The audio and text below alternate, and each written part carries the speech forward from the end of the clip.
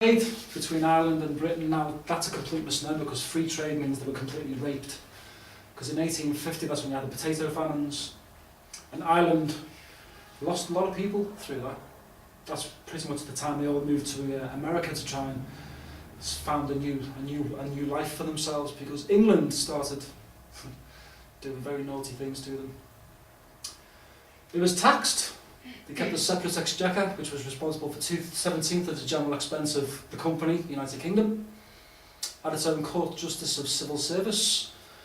Catholic emancipation was still there, and interestingly for me, because I like symbolism, the creation of the Union flag. And we're going to look at that one now. You're going to see a lot of occultism popping up. Last one, 1910. Any king that takes the throne has to do this oath. And this is a statute law. An act to alter the form of the declaration. The declaration to be made, subscribed and audibly repeated by the sovereign under Section 1 of the Bill of Rights, which we've discussed. Section 2 of the Act of Settlement, which is affirmed. Short title, Accession Declaration Act, and it says, I put King William in there. King William, Prince William, however we want to call him, do solemnly, sincerely, in the presence of God, profess, testify, and declare that I am a faithful Protestant. Whether he is privately, we don't know, but publicly, that's what he says he is. He could be a Luciferian, for all we know, we don't know. But publicly, this is what they do.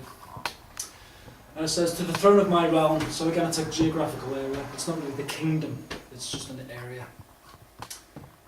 All the powers according to the law. So we get the Red Cross, which we know is old, it's at least 13th, 14th century. Order of the Dragon.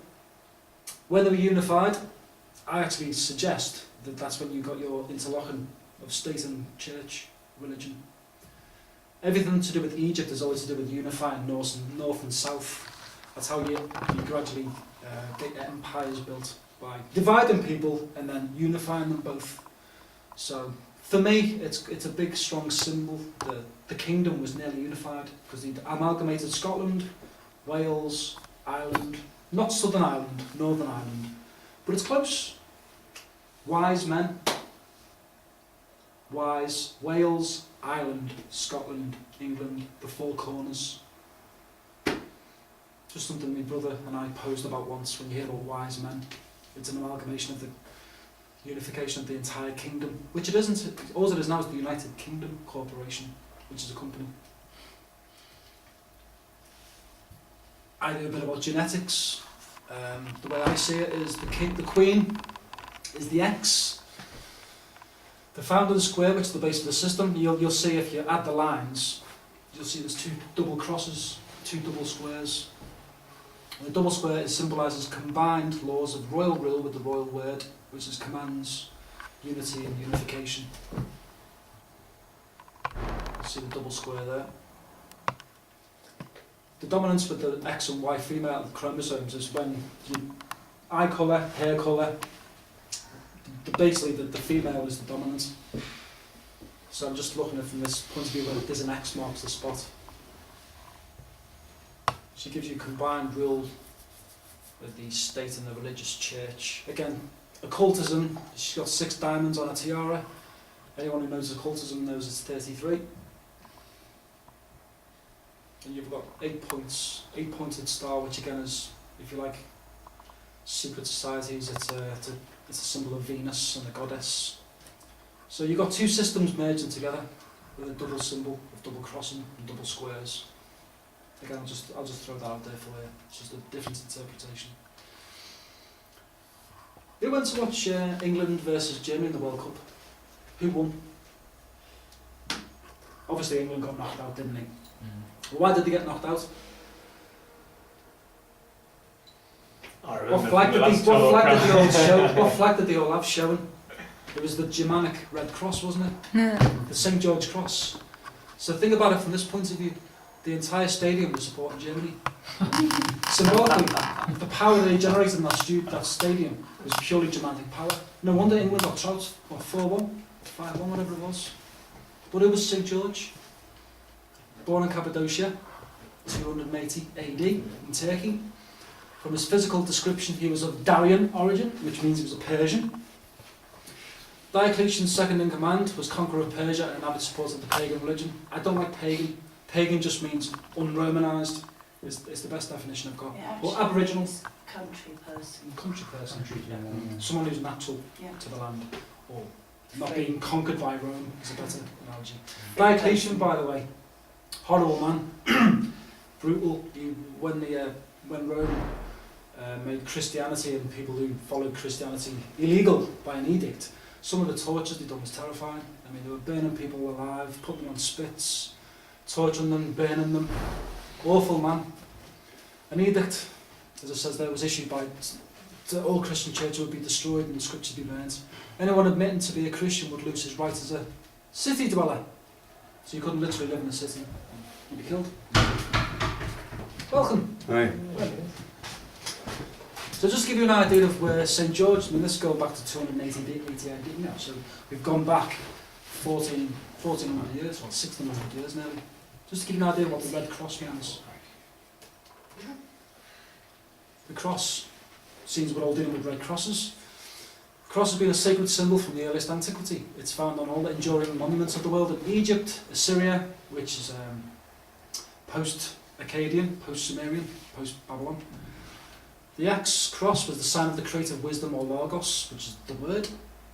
The Son of God, Plato says he expressed upon him the universe, the figure of the X, the mysterious cycle of the incarnations. And if you look at Hebrew, the language, the scripture of Hebrew, there's 22 symbols, but later on they added a few more, and X that does actually equate to 600. So that's an interesting connection I found. But that's from Albert Pike, Morals and Dogma. What do you mean? 600? 600 is an X, as a calculating number. Hebrew is basically all to do with numbers. The script itself all adds up. Every letter will add up to a value. No. So when you write something in Hebrew, it won't be a word, it will be a mathematical number, which will then add up to something, which you then have a code to go, okay, I know what that means. Again, it's a different subject, but it's just interesting. X is 600, numerically.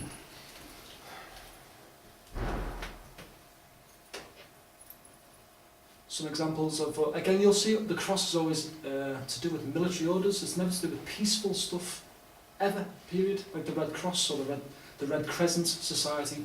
Who's the first person ever to go into places where there's been cataclysms or natural disasters? Who's got the franchise to go in first? The Red Cross, always. No one else ever gets in there first, but they're a priority. As you can see there, the fasci of Rome. Okay, it's inverted and it's a white cross, but you'll see how old these symbols are and who they're linked to. If you like symbolism, it doesn't get much better than that. It really does not get better than that.